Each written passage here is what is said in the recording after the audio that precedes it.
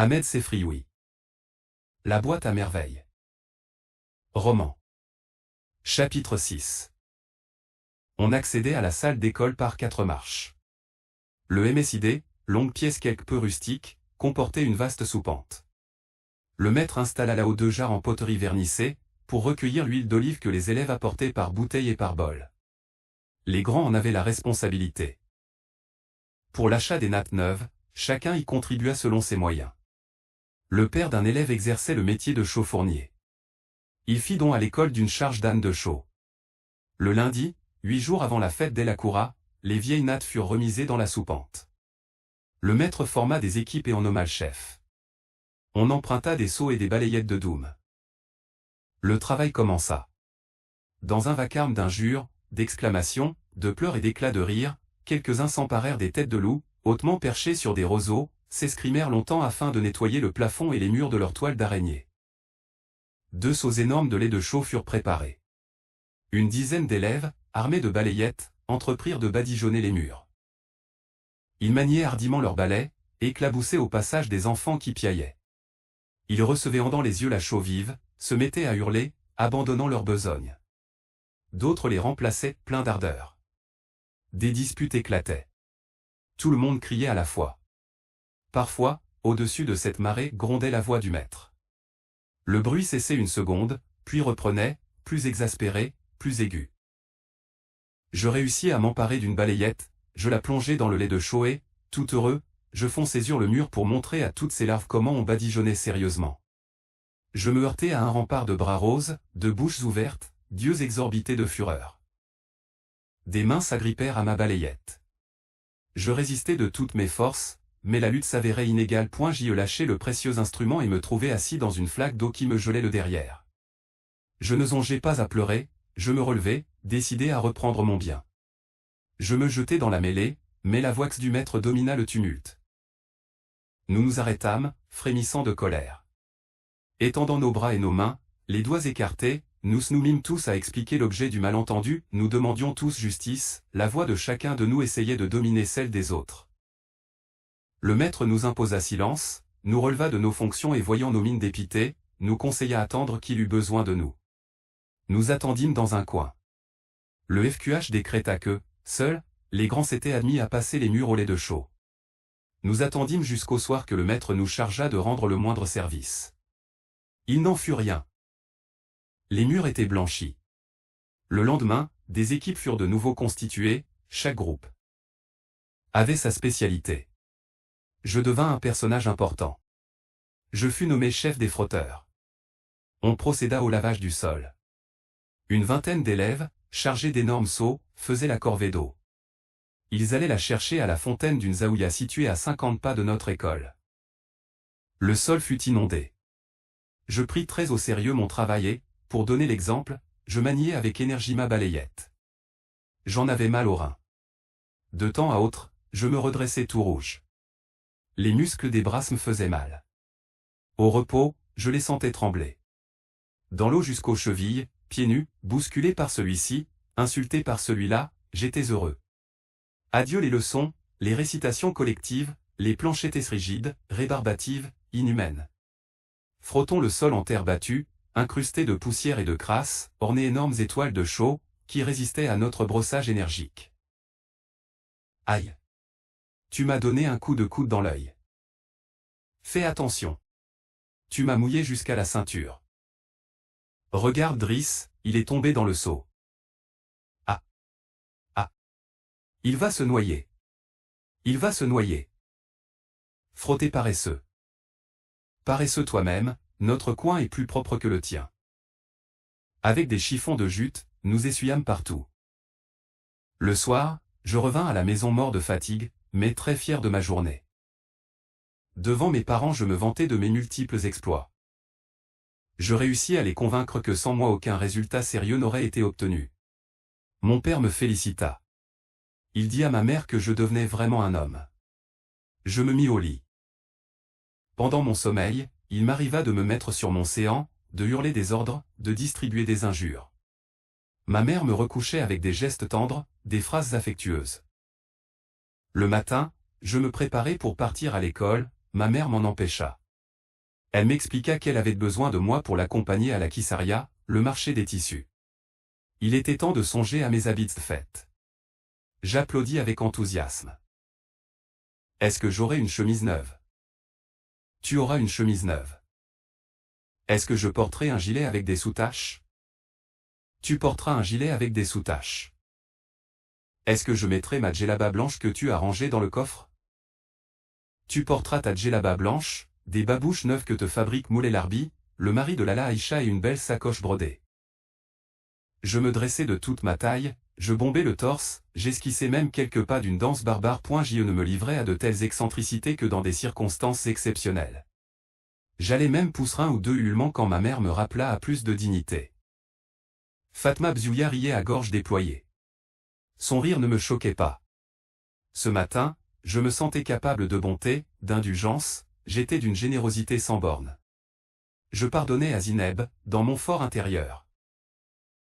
Toutes les misères qu'elle m'avait fait subir, je pardonnais à son chat qui était revenu après s'être débarrassé de son collier, ma belle chaîne d'or, je pardonnais au mardi d'être des jours trop longs, à la baguette de cognacier de mordre si souvent la chair fragile de mes oreilles, je pardonnais au jour de lessive d'être particulièrement froid et triste, je pardonnais tout au monde ou du moins à ce que je connaissais du monde. Je laissais ma mère vaquer à ses multiples besognes avant de se préparer pour sortir et je montais sur la terrasse où personne ne pouvait me voir éparpillé aux quatre vents l'excès de joie dont je me sentais débordé. Je courais, je chantais, je battais violemment les murs avec une baguette trouvée là par le plus heureux des hasards. La baguette devenait un sabre. Je la maniais avec adresse. Je pourfendais des ennemis invisibles, je coupais la tête aux pachas, aux prévôts des marchands et à leurs sbires. La baguette devenait de cheval et je paradais, tortillant du derrière, lançant des ruades. J'étais le cavalier courageux, vêtu d'une djellaba immaculée et d'un gilet à sous-taches. Ma sacoche brodée me tirait l'épaule tant ma provision de cartouches pesait lourd. Je lâchais ma baguette, je dégringolais l'escalier pour répondre à l'appel de ma mère. Quand je l'avais entendue, elle me traitait déjà de juif, de chien galeux et de bien d'autres noms pelateurs. Cela ne devait pas être son premier appel. Elle avait dû, comme toujours, m'appâter par des mots gentils, des phrases du genre. « Est-ce que mon shérif a assez joué? Mon shérif ne veut-il pas répondre à sa maman? Descends vite, mon shérif. Que attends-tu pour descendre, tête de mule? Tu ne m'entends pas, anaphase de goudron? Que t'arrive-t-il, chien galeux? Attends que je monte te chercher, juif sans dignité. » Dans la fièvre du jeu, l'ivresse de la cavalcade, je n'avais pas entendu toute cette oraison.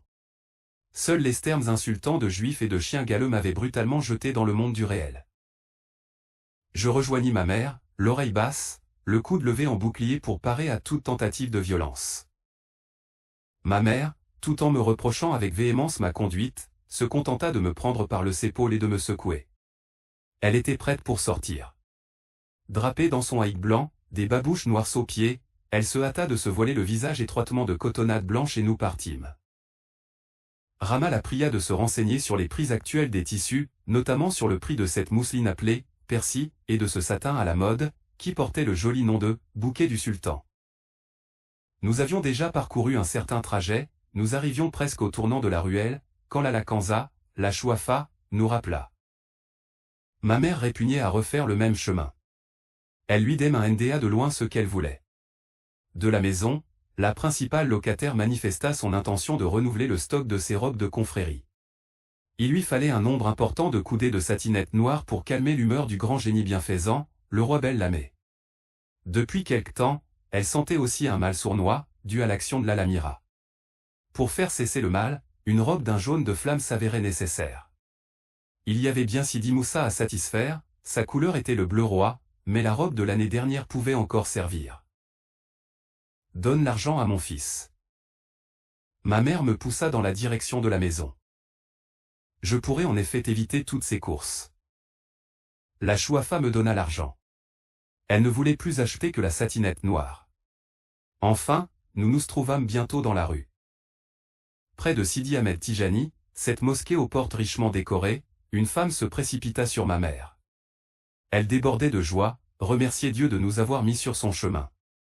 Elle se pencha sur moi et colla son voile rêche sur ma joue pour m'embrasser. C'était une voisine de Lala Aïcha, l'amie des ma mère. Les deux femmes s'appuyèrent au mur de la mosquée et entamèrent une longue conversation sur l'affaire Moulay-Larbi qui, grâce au dévouement de Lala Aïcha, s'était si heureusement terminée. Moulay-Larbi méritait d'ailleurs un tel sacrifice. Dès que son atelier serait prospère, il ne manquerait pas de racheter à sa femme bijoux, meubles et couvertures. On n'était pas homme à oublier les services rendus. Toutefois, avant de nous quitter, la voisine ajouta cette phrase perfide. Mais qui peut se fier aux hommes? J'ai été marié 3 fois, chaque fois mon époux ne songeait qu'à me dépouiller du peu de biens que je possédais. Espérons que Lala Aïcha n'est pas tombée sur un ingraté et un odieux simulateur. Ma mère dit sentencieusement. Dieu seul est juge. Nous abandonnâmes la voisine bavarde. Les quartiers commerçants avaient un air de fête. Une foule de citadins et de campagnards se pressait dans la rue des épiciers, la place des notaires, le marché des fruits secs. Des âniers poussaient des bêtes chétives lourdement chargées de sacs de sucre, de caisses de bougies, de ballots de cotonnade, de vaisselle de faïence et de bain-blotterie. Il se formait à chaque carrefour un embouteillage compliqué. Nous finissions toujours par nous faufiler à travers les groupes de badauds. Pour circuler plus aisément, j'avais enlevé mes babouches. Je les mis dans mon capuchon. À chaque pas ma mère me recommandait d'y faire très attention. Je pouvais les perdre dans la bousculade ou me les faire voler. Je la rassurais. Je les sentais battre légèrement mon dos. J'aperçus les premières boutiques de tissus. On les reconnaissait de loin. Les marchands, pour attirer les chalands, accrochaient à leurs auvents des banderoles de soie, des tricots de couleur fanée, des mouchoirs brodés au point plat. La Kizaran, rendez-vous de toutes les élégantes de la ville, me parut contenir les fabuleux trésors de Soleiman, fils de David. Des cafetans de drap amarante, des gilets précieusement ornementés de passementeries et de boutons de soie, des djellabas en voile de laine, des burnous somptueux voisinés avec tulles irisées comme des toiles d'araignée sous la rosée, des taffetas, des satins moirés et des cretonceaux couleur sauvage. Le gazouillis des femmes prêtait à ce lieu je ne sais quelle atmosphère d'intimité. Les marchands ne ressemblaient pas à ceux des autres souks. La plupart étaient des jeunes gens, beaux de visage, très soignés dans leur mise, courtois dans leur langage. Ils ne se mettaient jamais en colère, faisaient montre d'une impatience sans limite, se dérangeaient pour montrer à une cliente une étoffe posée sur le plus haut rayon, déplier la pièce, la replier pour la remettre à sa place, la cliente ayant déniché sous une pile de soieries, une étoffe qui lui plaisait mieux. Nous fîmes 5 ou 6 boutiques avant d'acheter 3 coudées de cotonnade blanche. Elles devaient servir à me faire confectionner une chemise. C'était de la cotonnade de bonne qualité, la qualité, poisson. Ma mère ne voulait pas d'autre marque. Le marchand nous montra, imprimé en bleu sur une assée. Grande longueur de la pièce, un poisson avec toutes ses écailles. Le cérémonial du marchandage dura beaucoup moins que lorsqu'il fallut payer le gilet rouge à soutache. Nous nous arrêtâmes devant une dizaine de magasins. Les marchands s'empressaient de nous montrer piles de gilets de ma taille. Toutes les nuances du rouge défilaient sous nos yeux, aucune ne correspondait au ton que désirait ma mère. Finalement elle fixa son choix sur un gilet cerise abondamment orné de serpentins et de fleurons en passementerie, légèrement plus foncé que le tissu. Elle m'enleva la djellaba, m'essaya le gilet, me le boutonna jusqu'au cou, s'éloigna pour se rendre compte de l'effet, me fit signe de tourner à droite, puis de tourner à gauche, mit un temps infini à le déboutonner, en fit une boule qu'elle fourra brutalement entre les mains du marchand. Le boutiquier informa. Cet article te plaît-il? C'est le prix qui en décidera, répondit ma mère. Alors, je prépare le paquet, aux clients sérieux, je consens toujours un rabais. Ce gilet vendu couramment 5 réaux, je te le laisse pour 4 réaux seulement. Coupons court à toute discussion, je t'en offre 2 réaux. Tu ne m'en offres pas le prix de revient, j'en fais le serment. Je ne le céderai pas à ce prix, devrais-je mendier ce soir pour nourrir mes enfants? Le marchand avait fini de plier le gilet soigneusement et cherchait un papier pour faire le paquet. Écoute, dit ma mère, je suis mère de famille, je m'occupe de ma maison, je n'ai guère le temps de marchander. Voudrais-tu me laisser ce gilet à 2 réaux un quart? Je fais ce sacrifice pour mon fils qui aimerait tellement porter ce vêtement le jour de la coura. Ce garçon me plaît, je ferai un effort en sa faveur, donne-moi 3 réaux et demi. Le marchand tendit la main.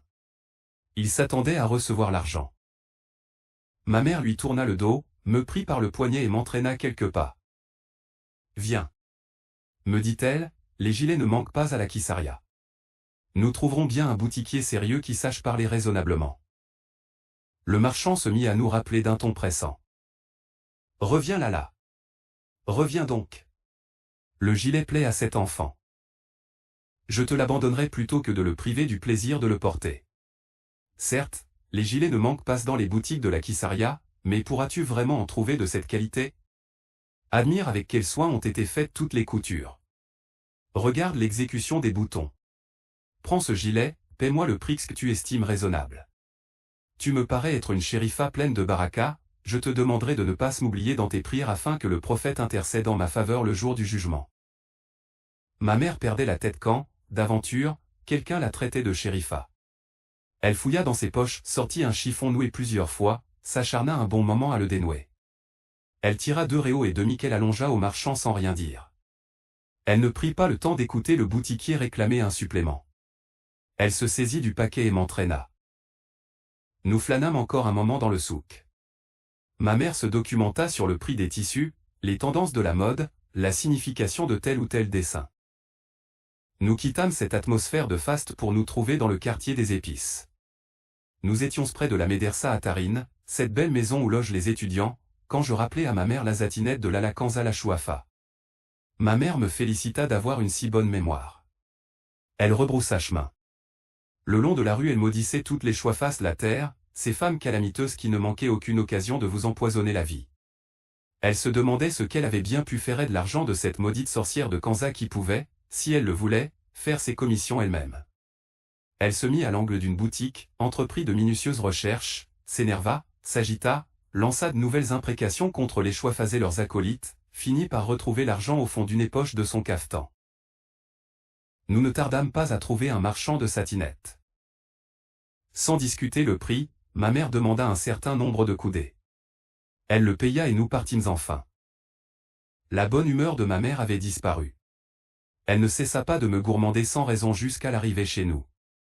Elle remit à l'Alakanza sa satinette noire, lui rendit sa monnaie et monta l'escalier, gémissant et soupirant à chaque marche. Rama sortit sur le palier. Elle nous invita dans sa chambre.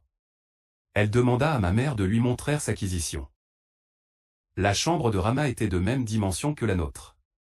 Une cloison de bois patinée par l'âge, la coupait aux 3/4. Derrière cette cloison, Rama entassait ses provisions d'hiver.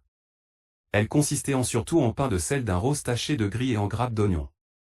La pièce meublée pauvrement de matelas bosselés et d'une natte de jonc, comportait, comme seul luxe, une longue étagère peinturlurée. Cette étagère supportait une dizaine de bols de faïence à fleurs, 2 assiettes décorées de coques superbes et une demi-douzaine de verres en forme de gobelets.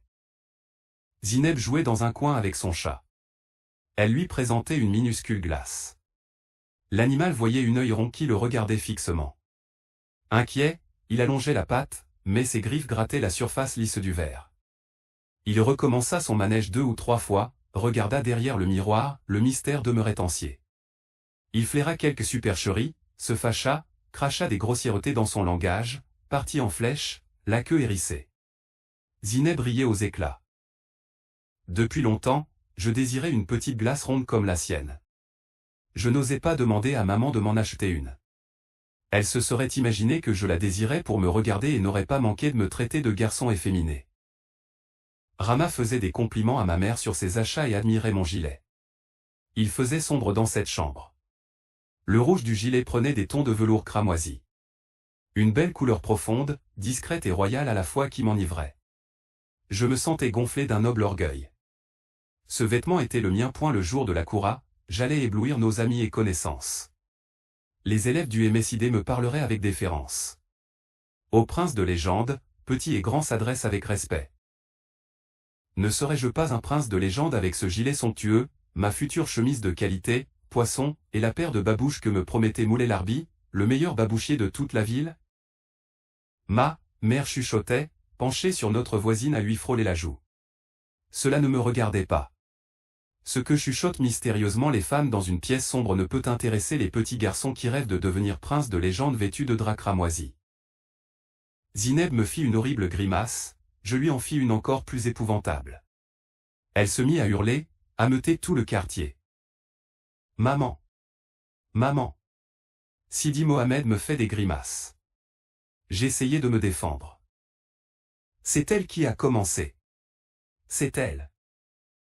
Personne ne me croyait. J'éclatais en sanglots. Furieuse, ma mère me saisit brutalement par le bras et m'entraîna jusqu'à notre chambre. Elle se plaignait à haute voix de son mauvais destin, de la cruauté du sort, de la vie d'enfer qu'elle menait à cause de moi. Je me demandais avec sincérité ce que je faisais de méchant pour la rendre si malheureuse. Elle m'abandonna dans un coin, me laissa renifler tout à mon aise, le cœur gros, les lèvres boudeuses et s'enferma dans sa cuisine. J'eus faim à force de pleurer silencieusement. D'ailleurs, l'heure du déjeuner était depuis longtemps passée. Je me mis sur le dos et entrepris de composer un menu fastueux pour le jour où, prince reconnu et aimé, j'aurais à recevoir des personnes de mon rang. Je réfléchis un moment et me dis, les princes mangent très bien chez eux. Je ne les inviterai pas. Mes hôtes seront tous les affamés, les mendiants, les psalmistes qui font rarement un bon repas. Je leur distribuerai de beaux vêtements, des gilets rouges richement ornementés, des djellabas d'une blancheur de lait, des babouches safran dont le cuir crisse à chaque pas. Je n'oublierai pas de leur offrir des turbans de mousseline. Moi, je serai habillé de blanc. Sur la tête, je mettrai le bonnet conique, d'un rouge amarante, apanage des gens de cour et des derviches. Des esclaves noirs nous serviront dans des plats de porcelaine des. Voudrais-tu te mettre sur ton séant pour manger? Je me redressai. Ma mère avait disposé la table ronde, basse sur pattes. De la viande aux navets. Je n'aimais pas les navets. Je pensais refuser cette pitance. Ma mère était assez malheureuse ainsi. J'aurais déclenché une nouvelle crise, je ne m'en sentis pas le courage. Je fis honneur au repas. La faim qui me dévorait transforma le goût du navet en saveur exquise. Quelqu'un sur la terrasse se mit à chanter. Des lambeaux d'une cantilène, mollement balancés par le souffle du printemps naissant, parvenaient jusqu'à nous. Ma mère s'arrêta de mastiquer, tendit l'oreille point la voix s'éloigna. Un instant après, elle éclata en jets de lumière, chaude, enivrante et nostalgique comme une bouffée d'encens. Ma mère alla se pencher à la fenêtre. Elle appela. Fatma Bzouya, sais-tu qui chante ainsi? Lala Khadija, la femme de l'oncle Othman. Je ne comprends pas qu'elle manifeste tant de gaieté alors qu'elle a épousé un vieillard qui pourrait être son père. Elle n'est pas malheureuse. L'oncle Othman fait ses 4 volontés. Il la traite comme sa fille. Et elle? Comment le traite-t-elle? Nos voisines partirent d'un grand rire. Moi, je sais comment elle le traite. La vieille Mbarka, l'ancienne esclave de l'oncle Othman, m'a raconté une histoire fort amusante. Elle est trop longue pour que je vous la répète, répartit Rama. Raconte-la, raconte-la, demandèrent toutes les femmes d'une seule voix. Rama se fit prier un moment. Puis elle commença. Vous connaissez l'oncle Othman, un homme qui a vu des temps meilleurs. Ses parents lui laissèrent à leur mort une grosse fortune. Il eut une jeunesse dissipée et mangea capital et bénéfices. Il ne lui resta que la petite maison qui s'appuie à la nôtre. Fidèle, Mbarka partagea la bonne et la mauvaise fortune. Si Othman s'était marié plusieurs fois, mais aucune de ses épouses successives n'avait su en faire vraiment la conquête.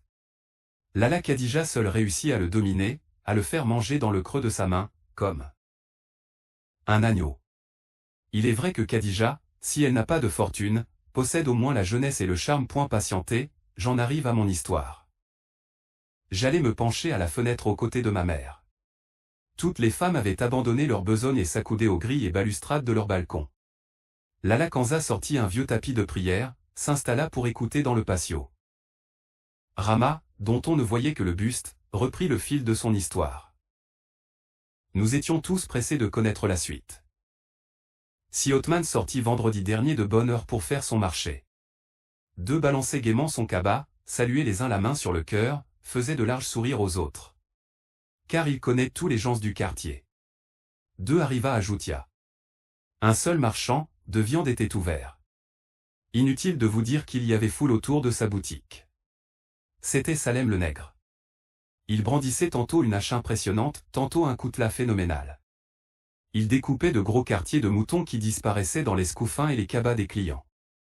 Il y avait foule, je vous dis. Les gens s'écrasaient les pieds avec bonheur, échangeaient courtoisement des bourrades et des mots venimeux. Si Othman, pour attirer l'attention de Salem le nègre, agit les 2 bras, étala sur son visage un large sourire, hurla un ensemble de mots qui pouvaient signifier « avale ton coutelas » ou bien « tu mérites la bastonnade » ou, plus simplement, Donne-moi un gigot, point le nègre furieux le menaça de loin de sa hache et continua son travail. Tout le monde riait aux larmes. Rama savait si bien raconter. Elle reprit, heureuse de son succès. Si Othman recommença son jeu un moment après. Salem montra les dents, leva haut sa hache, hésita entre le désir de l'envoyer à la tête de ce client désagréable et le devoir de continuer à servir son monde. Le devoir l'emporta, au grand soulagement de Si Othman. Un chien, comme il y en a toujours au Ksabor des boucheries, vint flairer les talons de Si Othman. Ce dernier, impatienté, lui envoya un grand coup de pied. Sa babouche sauta. Le chien s'en empara, la saisit entre ses crocs et se sauva. Si Othman le suivit, clopin-clopant. Nous étions de nouveau pris de fou rire et Rama dut s'arrêter un instant avant de poursuivre. Il réussit à récupérer sa babouche dans les environs du pont de Bin Landoun. De retour à Joutia, il constata qu'il n'y avait plus personne devant la boucherie.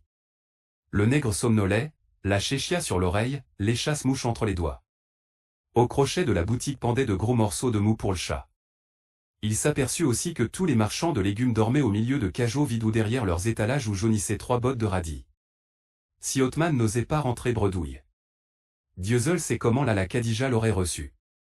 Dans un fondouk, il découvrit un bien curieux spectacle. Des gens s'écrasaient les pieds consciencieusement.